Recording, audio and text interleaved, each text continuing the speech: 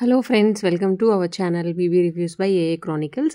Big Boss Season 8 and Week 13 ఈ ticket to finale week అయితే జరుగుతుంది కదా. ఆల్రెడీ రోహిణి ఒక కంటెండర్ అయితే అయిపోయింది. మిగతా కంటెస్టెంట్స్లో రోజుకి ఒక గెస్ట్ అయితే వస్తున్నారు. ఈరోజు వచ్చిన ఎపిసోడ్లో మనకి హారిక అండ్ అఖిల్ అయితే వచ్చారు. రేపటి ఎపిసోడ్లో మనకి మానస్ అండ్ ప్రియాంక సింగ్ అయితే వస్తారన్నట్టుగా తెలుస్తుంది.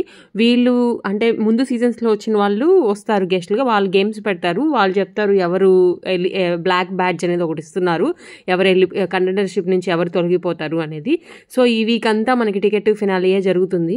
మనకి అఫీషియల్ ఓటింగ్ పోల్, అఫీషియల్ రెండు కంపేర్ చేస్తూ చూద్దాము. ఓటింగ్ మనకున్న ఓటింగ్ లిస్ట్ ప్రకారం అయితే నిఖిల్ టాప్లో ఉన్నాడు, గౌతమ్, తర్వాత నబీల్, తర్వాత ప్రేరణ.